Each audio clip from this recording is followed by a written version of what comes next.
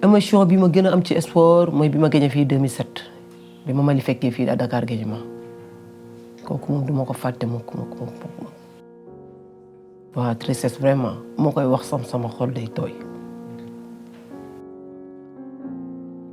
waaw parce que dañ nekk suñu biir dëkk di war a gagné suñu coach feebar dem ak ñun préparation da Maguette Diop gaañu tendon bi dagg ñu platé ko mu toog ci banc bi dañu coaché waaw vraiment.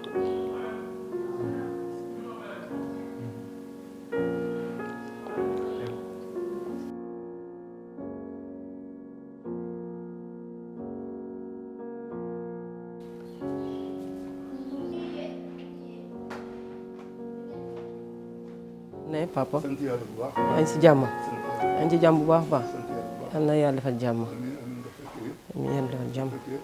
amoon ñu ko jëlee ci terrain Sibac daf ñu jóge woon comme man maa ci mag à part ñi si des dañ doon bu ñu entre bu ñu jàngi jee ba ñëw sama yaay mu ne comme yéen a ngi toog ci kër gi defu leen dara doon dem fee ngeen entraîné ji ngeen defar seen yaram xëy na moo gën toogaay bi. loolu moo ñu yóbbu ci amouru basket.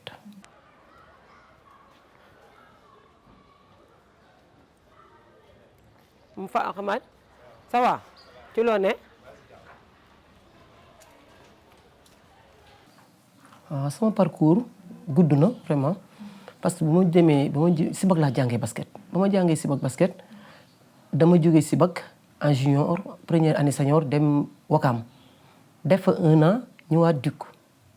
ba ma ñëwee Duc presque li ma gagné yëpp ci basket foofu laa ko gagné vraiment macha allah delluwaat dem école nationale. sama parcours comme ñi ñaa ngi wax naan dafa gudd na pour man guddul. carrière normale laa ko defee damay accoucher toog 3 mois 3 ans wala 1 an wala 2 ans dellu si waat waaw loolu daal moo tax ñu naan carrière bi dafa gudd waaye guddul. fii la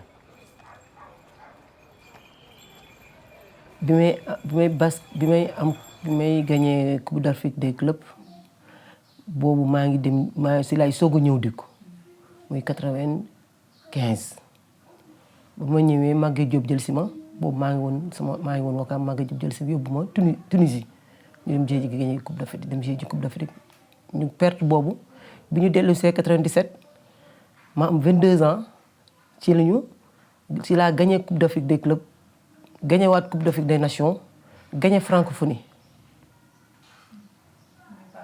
waaw mu ñaan parcours bu riche la vraiment.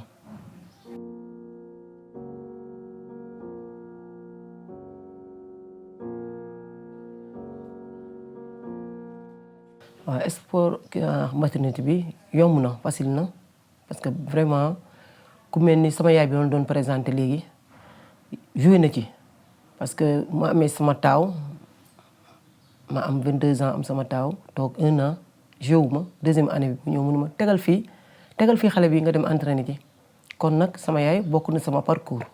musuma am xalaat ne maternité bi mu reprendre dina permettre sama carrière gàtt wala sama carrière ma brillant woon avant may accoucher dinaa ko defaat non amoon problème. même niveau bi nga doon am. waaw même niveau da nga doon gën a am force. waaw si sama xalaat chaque jour dama naan bu ma accoucher ba ñëw ci lay ëpp doole parce que dama dégg ñu naan médecin yi naan boo accoucher jigéen boo accoucher ci sport boo dellu saa normal boo toppatoo sa yaram war ngaa mën a amaat doole. xam nga force ci nit mental la comme ni ñu koy waxee mental la jom la parce que ñëpp dañ naan lii mënul nekk mënul accoucher barki dem ba ñëwaat fii ba nga amaat doole bi mu amoon avant muy accoucher mënul nekk waaye boo amee mental am jom yaakaar naa ne lépp loo ci def rek yàlla da ciy nangu.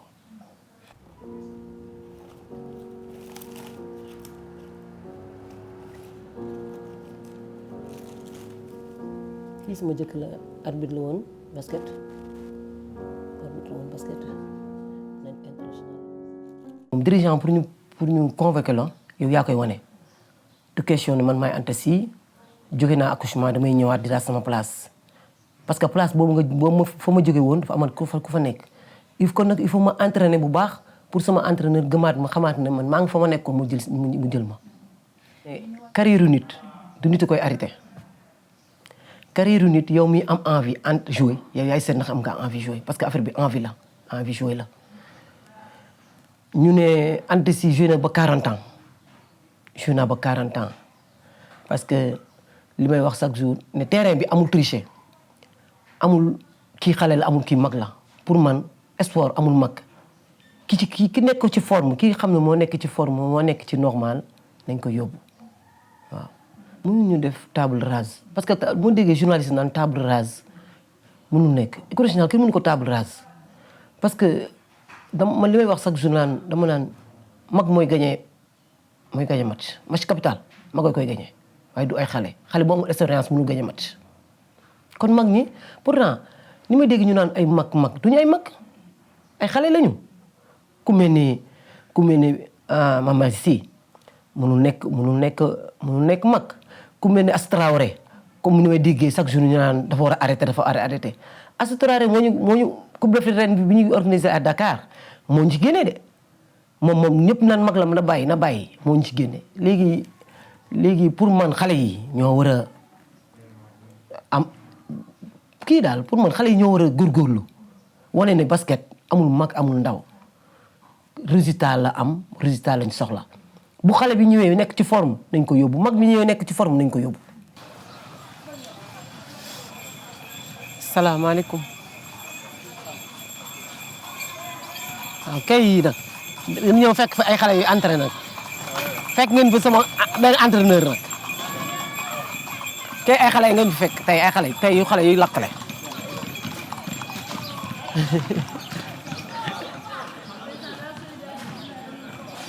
waaw situation bi may def reetaan mooy ba may jàng basket ci parc lañ ma doon jàngale basket dañ ko def ay rond ma sol plastique di entraîner ñu may jàngal 3 pas terrain Sibac sama entraîneur bi Dame Diagne dama ko jàngal léegi moo toogee gis xale yi léegi di sol ay dàll basket di jàngi di dem entraîner ji daf may def ree.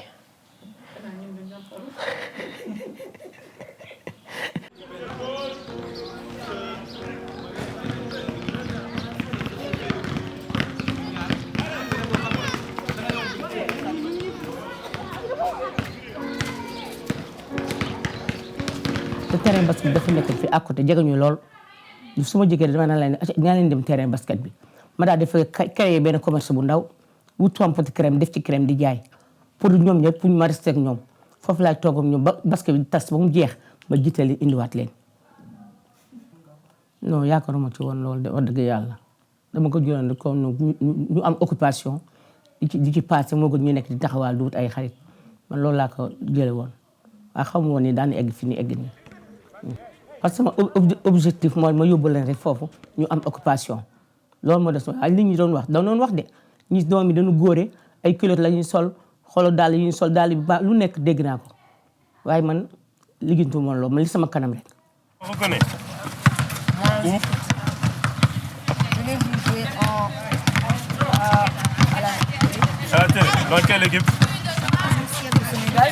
Équipe du Sénégal? Oui. International donc? Je pense que Tu sais, elle est passée ici dans le club? Oui. Elle est passée ici à Sibac. Elle a fait comme toi, petite catégorie. terrain Sibac mi ngi nii fii mooy terrain Sibac fii laa jàngee basket fii laa defee minime cadet junior fii daal fii mooy kër gi xam ne moom lu ma ginnaaw yàlla lépp lu ma am daal ñoo ma ko jàngal waaw. maillot bi vraiment moo ko gisee damay kontaan sama xol day sedd ba léegi moo ko gisee nit ku sol ko sax damay am fierté mu sol ko parce que dafay mel ni man maa ko sol parce que li ma ci dund moo bari li ma ci jàng moo bari waaw bi ma gisee xale yi vraiment mu ñëwee léegi fekk leen ñuy mëni basket di jàng base basket di def maniement de ballon di def ay entre les jambes di def arrêt damay kontaan damay fàtte ne ba may nekk seen âge laa fi nekkoon di def comme ñoom.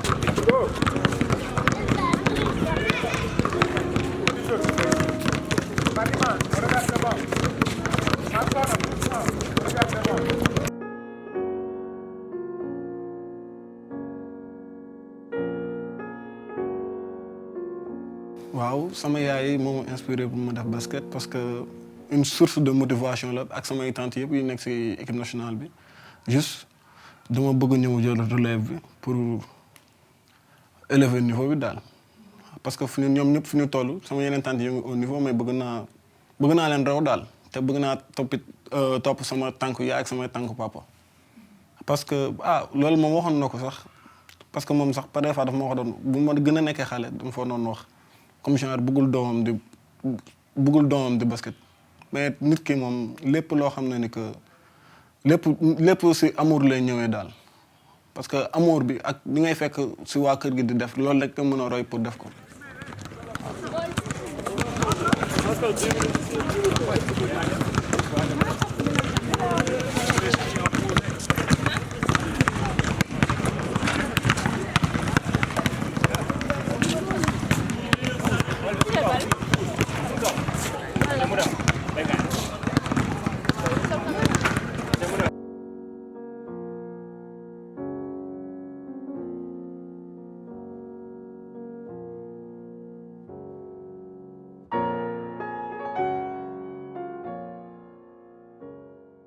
kii trophée Cour Sainte-Marie de Hann la moom lañu doon coupe arc-en-ciel meilleur joueur ñaari coupe yi coupe d'Afrique des clubs Mozambique laa demoon jëli ko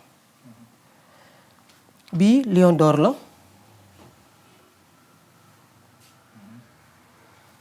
bii bi ma nekkee ren la ma ko digg offrir tableau bi bii la ma FIBA Afrique offrir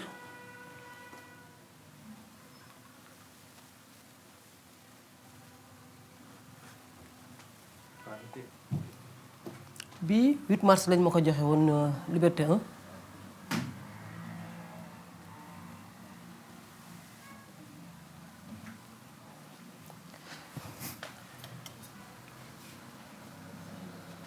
coupe maire de Dakar la bi meilleur joueur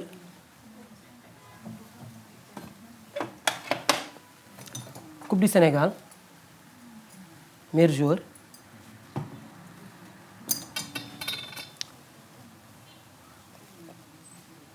joueur père frère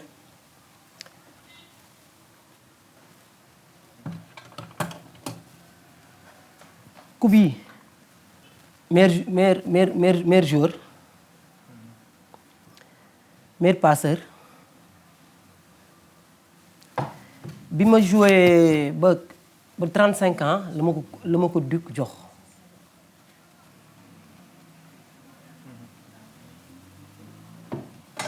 coupe yaa ngi ne vraiment li ma gagné yëpp ci biir Duc Dakar Université Club coupe yi yëpp ci loxo Dakar Université Club laa ko gagné.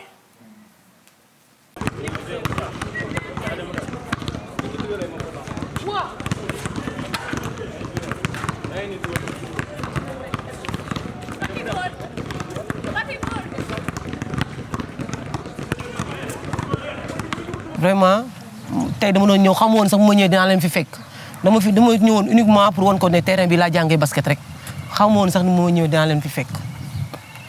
waaye vraiment kontaan naa li ma am ci teranga yàlla na leen yàlla may lu raw loolu ngeen sori ma boobu subaa bu ma ñëwee ñu ne ma Anta Sy ñëwoon na fi nañ dem kër Anta Sy mu doon fierté ci man vraiment merci beaucoup encore merci beaucoup merci. Elle s'appelle Tata Anta Sy. Vous avez compris? Oui. Vous avez mémorisé le nom? Oui. Si vous rentrez à la maison, vous croisez Tata Anta Sy, vous demandez des conseils. Surtout les filles. Les filles. Xam ngeen Mame Marie Sy. Chantal. Mame Marie Sy xam ngeen ko. Chantal. Moom magam la. C'est sa grande sœur. C'est une famille de basket. waaw vraiment. Le basket, c'est pas facile, il faut travailler dur. Demandez à elle. léegi laa doon wax ne nii léegi ba may jàng basket man plastique laa jàngee basket léegi damay gis terrain bi léegi ay xale ay Jordan la ñuy sol pour jàng basket nga xam ne àddina bi ngi développé comme mi ngi développé macha allah góorgóorlu leen daal góorgóorlu leen yàlla baax na mosuma ko sol benn maillot nag lu du 11 fu ma dem ci àddina su 11 laa sol. Pourquoi 11 bi? Pourquoi 11 bi? waaw parce que dafa nekkoon sama njiglaay rek te lépp teraanga ju ma am rek ci 11 ma ko jox numéro 11. Qui porte numéro 11 ici? Il y a personne? Pas encore. Hein? Pas encore? Ah, c'est bien. C'est bien. Tout le monde va chercher un numéro. Votre bonheur, d'accord?